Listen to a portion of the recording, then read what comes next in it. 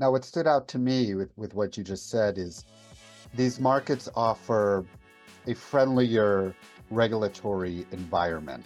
It's easier for a business to operate in that's financial services related. What kind of regulatory requirements do you and your team need to abide by? And what does adhering to regulatory requirements actually look like in practice?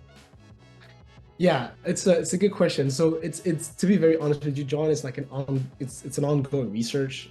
We literally are finding things out as we go, practically almost every week, because essentially, you're always trying to find out first, what is the framework that the state or the government is positioning crypto assets, crypto activity in a legislative way, like whatever that looks like, try to find where it fits. Like this is what we say about that, right?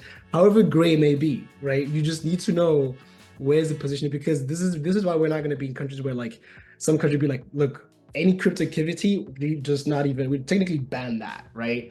As opposed to, it's not legal, but it's also not illegal. Or you could have a more, kind of, more advanced position of saying like, look, we're actually having conversation with innovators because we want to reduce the gap between, stop playing catch up in that sense, right? We really want to understand what it is. So you have those countries who really want to understand and then essentially focus more on consumer protection as opposed to just banning stuff outright because they don't get it. So finding first that framework is really important, which can be cumbersome. It can take time as well. But luckily, we managed to do it in a country that we have selected. And then once you know, understand the framework, it's important to see where do you fit in that, right? Who are you, and how are you going to be recognized by them? Essentially, what do your operations look like in the eyes of the government?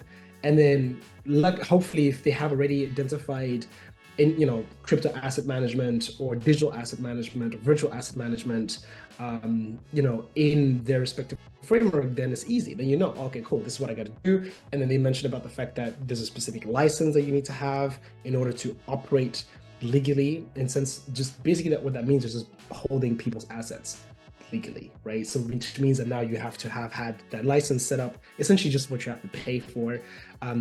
By paying that, it automatically obliges you to have an entity in the country, essentially for tax purposes, to be fair. And then essentially, what you need to do on your end is to make sure that you have insurance for the assets that you hold for the customers, which either is banking partners or phone backstop that you can have. So these are the three steps essentially to operate as an FSB, for virtual digital asset management platform in those countries. I know it's a lot, it's a bit cumbersome, but it's one of those things where like this is why people don't like custody because they don't want that, right? They want to avoid all of that. They like, dude, I don't care. I just want to know this is my non-custodial platform, this is the tech stack, we're going to launch that and go for it. But our premise is to say like, look, growth, and we're talking about significant growth, has historically come through custody. We know that. The only reason why people don't like custody is because people have messed up in the past, right? And this is just a classic thing that just happens. It's not the tech, it's just bad people, period. Right? Like it's just people mismanaging funds because of selfishness and greed and all that kind of stuff. But nonetheless, it has provided humongous growth. And I think our premise is say, like, look, if we can get those licenses in the global south, because one of my missions and my biggest beliefs of why I'm doing this is because I'm a strong believer that the global south is going to be the tipping point of mass adoption for Web3, for us to see the promises of Web3.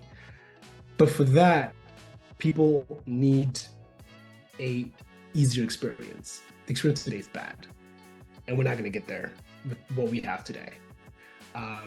So yeah, I guess that's my that's a little bit of my thoughts on that.